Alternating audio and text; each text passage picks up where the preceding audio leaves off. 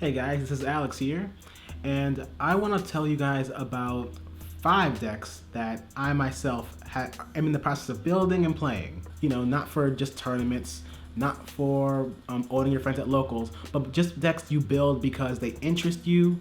You don't really know if it's gonna work, but you give it a shot anyway. So these are Alex's 5 decks. So first up, I want to talk about Phantasm Spirals. I started that deck back in 2017, and I still play it to this day. Mainly because while it's not a meta deck, it can still play around what's considered good, and I enjoy that.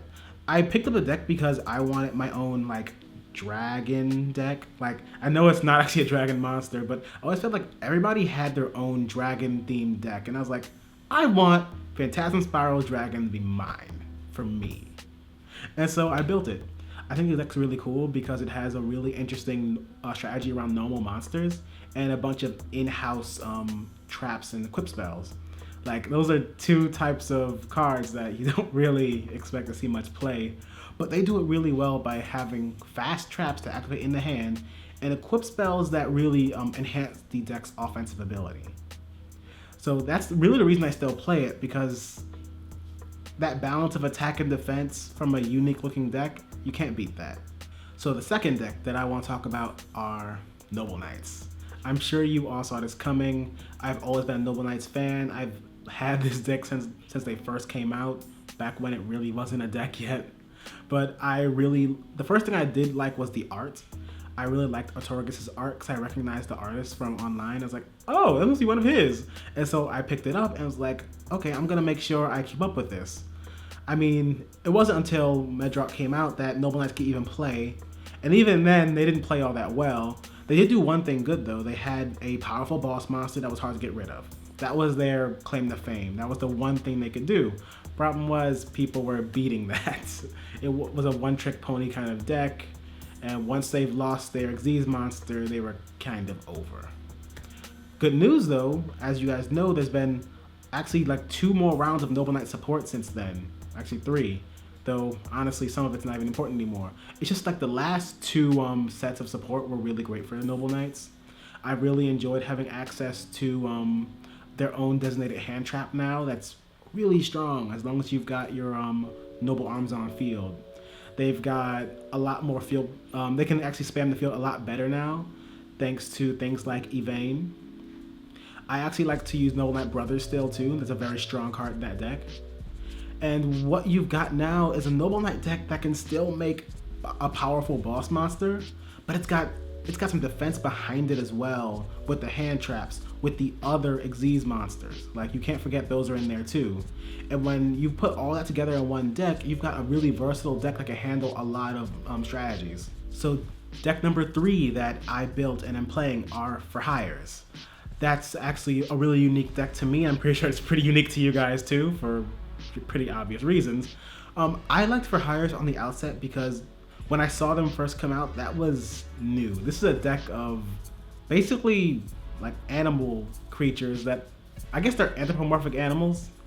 People get a little bit off put by that. I'm not really. That kind of drew me in. And I was thinking, okay, I like what I see, but what do you do? I found out that they had a pretty interesting spamming kind of strategy. They didn't really have an extra deck, so you just kind of put your monsters on board and then defend it yourself for the rest of the game, and kind of nickel and dime your opponent until they were done. I like that. That was an interesting strategy. Maybe not the most meta game defining, because I mean, once your opponent lockpicks you, they lockpick you. It's over. But as long as you had advantage in your hand, you could always hold your opponent back and slowly beat them down. Problem with that was they didn't really have the hand advantage. So I had tried a couple different things to help the deck along. I added some draw cards to it. I used Power of Desires. I used Pinpoint Landing, things to keep the hand flowing.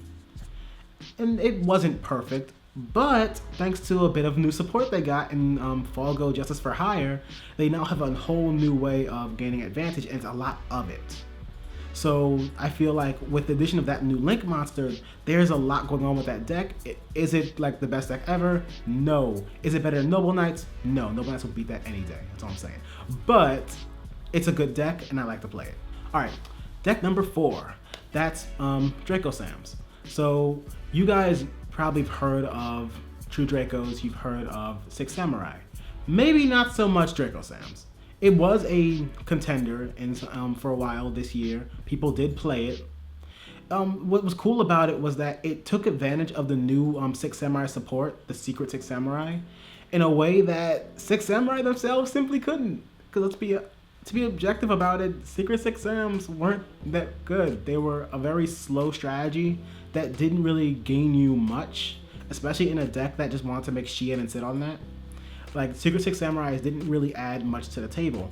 They had maybe 1 or 2 good monsters that you could use, but without extra help from another archetype, they couldn't do enough. That's where True Dracos came in.